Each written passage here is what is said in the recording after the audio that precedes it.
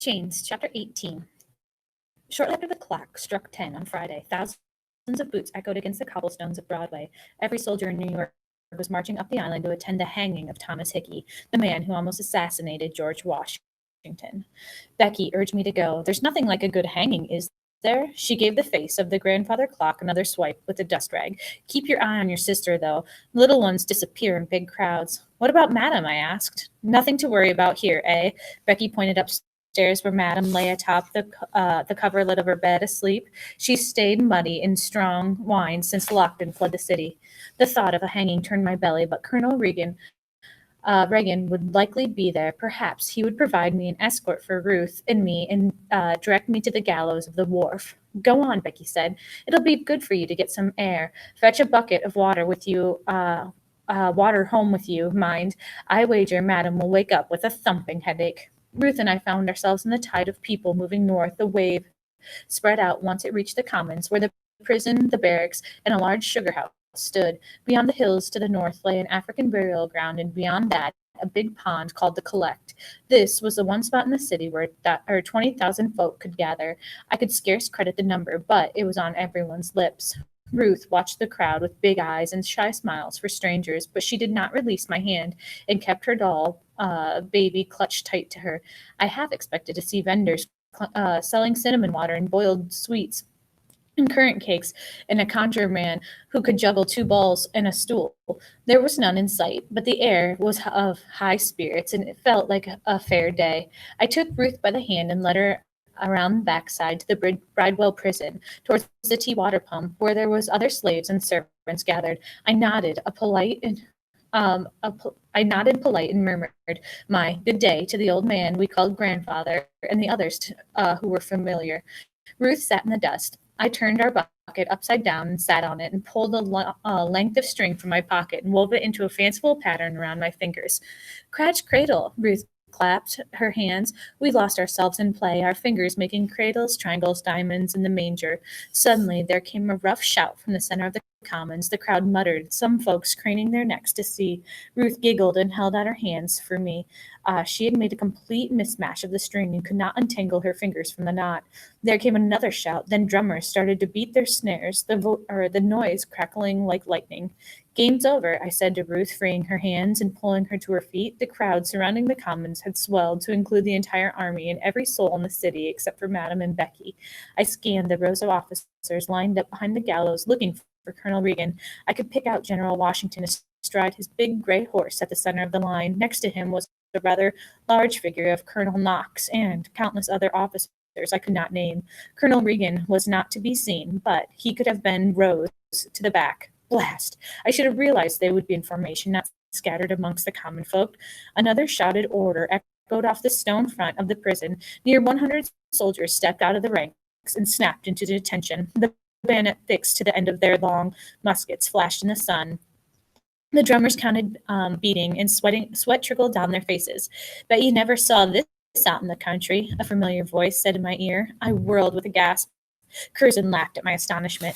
Miss me? He asked. What are you doing here? Where have you been? I asked, fighting to keep my voice low. Much as a foot. He nodded and his head towards the gallows. So I see. I opened my mouth to ask the first of 1,000 questions, but he quickly, put a finger to his lips. Shh, he warned.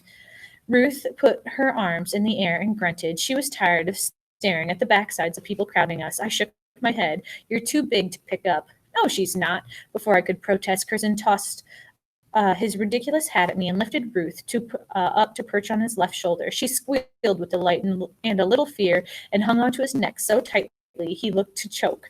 I glanced at the red hat in my hands, the name written in the scrap of the fabric affixed to the crown. James. James, I wondered aloud. If he had heard me, Curzon took no notice. His eyes raked the crowd, looking intently but giving no clue about what he saw. I cupped a hand to my mouth and whispered in his ear, When will they send for Ruth and me? Colonel Reagan promised to help. The world turns upside down every day. He kept his eyes straight ahead and one hand on Ruth's back to hold her steady. The time will come. You will see. The drums beat faster. My heart sped up to match the rhythm. The drums stopped. "Here he comes!" someone yelled. The guard marched Hickey out of prison and across the yard to the gallows, his uniform dirty but buttoned. He kept his eyes on the steps that led to the platform. He did not look at the rope that awaited for him. The crowd had recovered its voice and was screaming vile curses. Cabbages, rotten apples, and a dead cat were thrown in the direction of the traitor. He flinched as an egg sailed past his nose, but the men holding his elbows kept their backs straight and their boots marching forward. Hickey was halted in front of the captain of the guard. The captain said something that we couldn't hear. Then he pulled a sword from his scabbard and he sliced the epaulets off Hickey's shoulders. He folded them and placed them in his pocket. Then he brought the sword down in a sweep across the front of Hickey's chest, nearly slicing off the buttons from the traitor's coat. The buttons fell one by one into the dust. Ruth stopped giggling. A preacher stepped out of the crowd and approached Hickey, a Bible in hand. The captain nodded curtly, and the preacher said something else to Hickey, again too low for us to hear. Hickey said nothing, but he started to tremble. The captain spat on Hickey's boots, took one step back, and slid the sword home into his scabbard. The preacher murmured to Hickey and got no response, so took him by the hand and led him to the wooden stairs that led up to his fate. "He's crying," I said. "Good," Curzon said. When he got to the top of the steps, Hickey turned around so the hangman could bind his wrist behind him. The drummers started beating their snares louder than before. The aide on the horseback next to General Washington spoke, and the general leaned forward to hear better. He was by far the tallest man in sight. He agreed with whatever the aide had said and patted his horse's neck. The animal tossed his mane and pawed at the ground.